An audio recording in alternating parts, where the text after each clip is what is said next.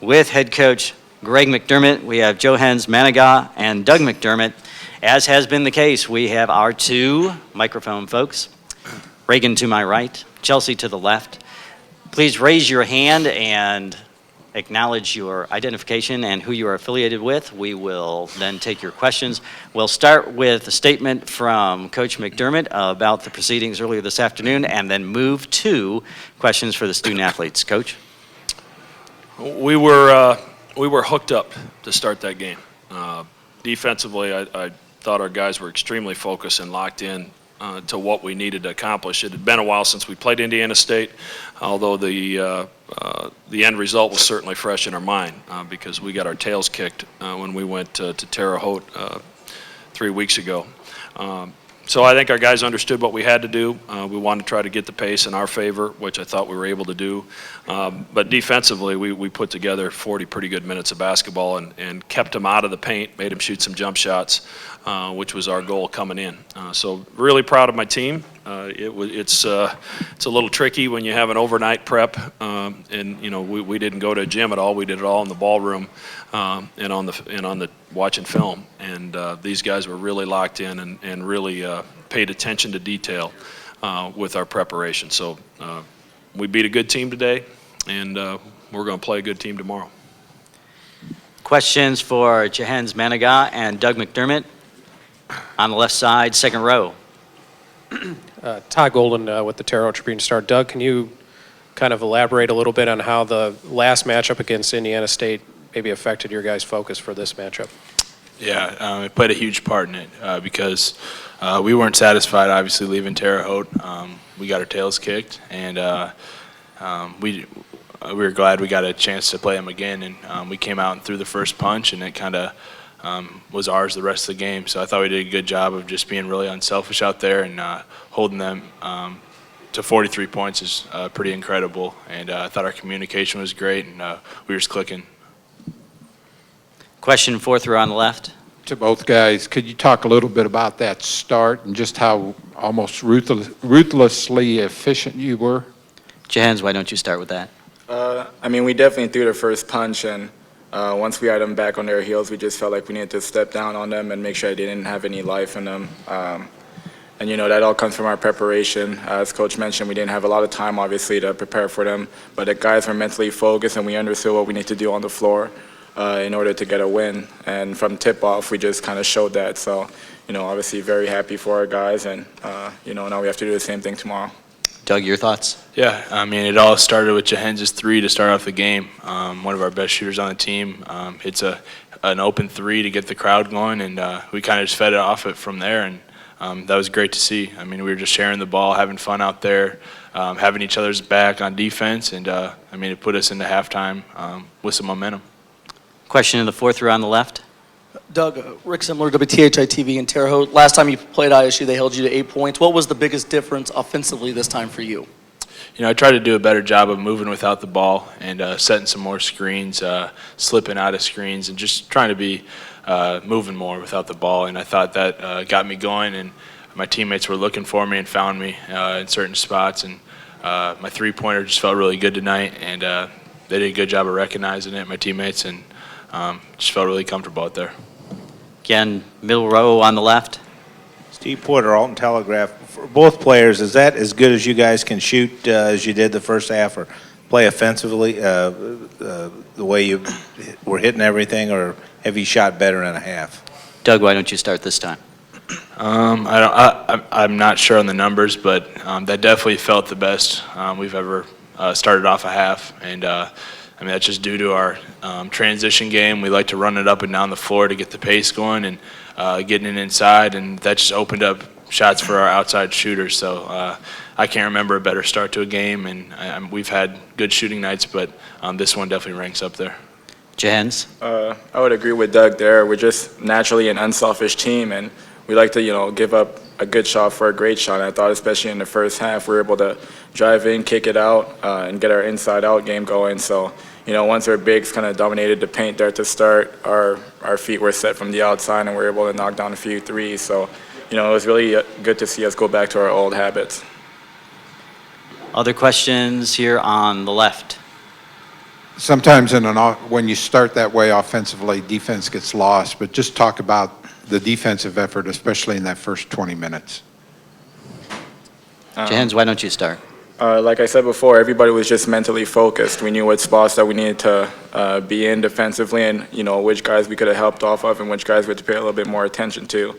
And I think that obviously going to Terre Haute and getting our tails whipped there, that was fresh in our mind, and we really didn't want that to happen again.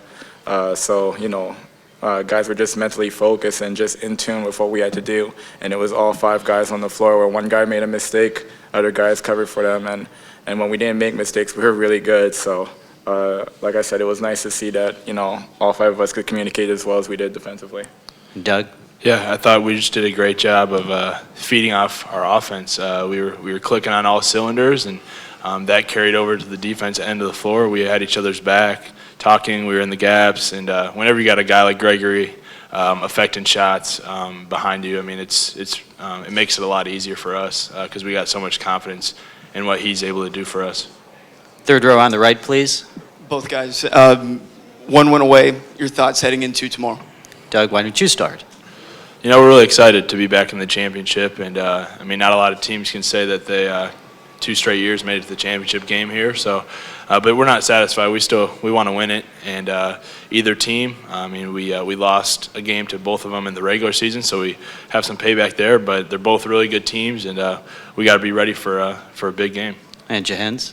Yeah, I mean, it's going to be a good game out there, and I think both teams are going to battle it out. But whoever comes out on top, we're going to have the same kind of mental focus and preparation as we did for today's game. So tonight is going to be crucial. We need to get our legs up, recover a little bit, and then once we figure out who we're playing, be 100% in tune into what we have to do defensively and offensively to win the game. One last question for Jehens and Doug. Front row on the left. Jason Pravanik, Omaha Reader. Doug, obviously you're waiting until the end of the season to make a decision on what your future is going to hold, but how does it feel to be interviewed after the game and hear the crowd shout one more year for you? I mean, it's pretty special. I mean, first of all, just to have 6,000 fans here is really cool. And I mean, it's definitely cool to hear that, but I'm not worried about that right now. I'm worried about Illinois State or Wichita, and I'm really excited for tomorrow. Gentlemen, thank you for your time and attention. You are released to go back to your locker room. Thank you and congratulations. We will see you tomorrow.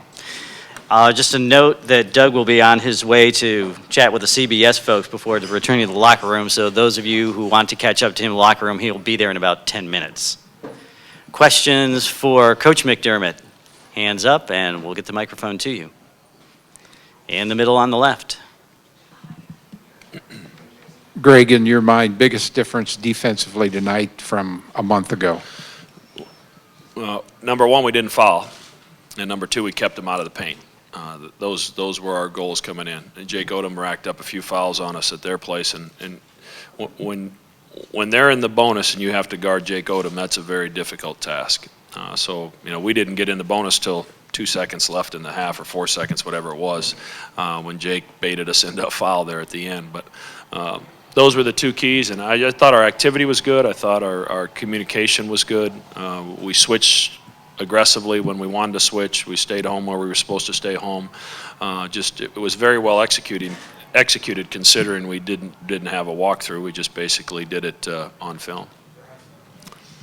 Other questions? Hands on the right, middle of the pack. Austin Cowan, WSIE. I just wanted to ask, how much does it help moving forward to tomorrow's game that no player on your team played over 31 minutes? I wouldn't have expected a game like today. I certainly wasn't anticipating. I thought it would be a grinded out to the end, but I didn't also anticipate that we'd play as well as we played. So it was good to get some guys off the floor, and we'll let them watch a half a game here and then get them back and get them off their feet. And I think that's really critical. But as I've said before, the preparation for a 3-day tournament starts a couple weeks ago. You've got to start to think about the amount of time you got guys running up and down and on the practice floor if you want to have a chance to do something special here. So we've been very careful, especially the last week, of limiting reps. And a lot of what we were doing was more mental than physical, and hopefully that'll leave enough gas in our tank tomorrow to get the job done. On the left, towards the center aisle. John Peterman, 1410 KGSO. Could you talk about shutting down Jake Odom today?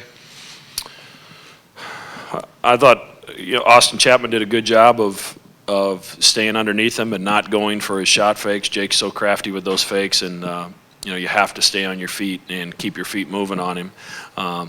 And we, like I said, we kept him out of the paint. When he gets in the paint and he's got room to make decisions and starts spraying it all over, you're asking for it.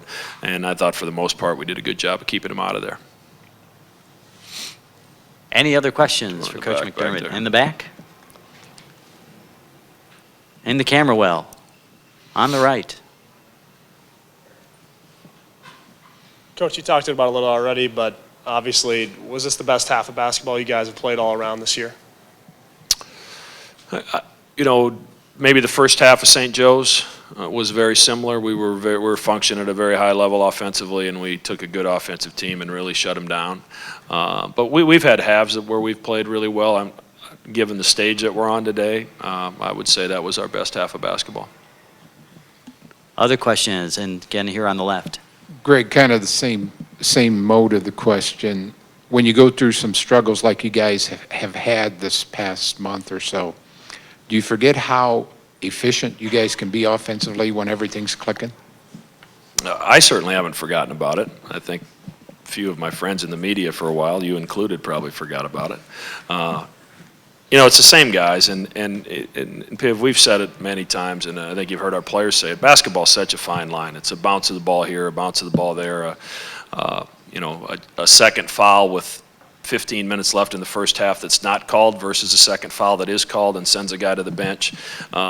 There's such a fine line in our game, and sometimes you just need a couple things to go your way to get that ball rolling back in the right direction. And as I've said before, this group has never lost confidence in one another, in their coaching staff, and our coaching staff hasn't lost confidence in them. And I think that's a big reason we got back to where we are, where we won 4 in a row to win the league, and then have come to St. Louis and won a couple. A final question for Coach McDermott? On the right. General thoughts heading into tomorrow, back-to-back opportunity there? It's really cool. This is my, 8th time at this tournament. And it'll be the 3rd time in the championship game. So it's a pretty special deal to play on that stage. And it takes a lot of hard work, a lot of dedication, a lot of commitment to put yourself in that position. And that's why I'm so proud of our team, that we were able to get back here when we were expected to get back here.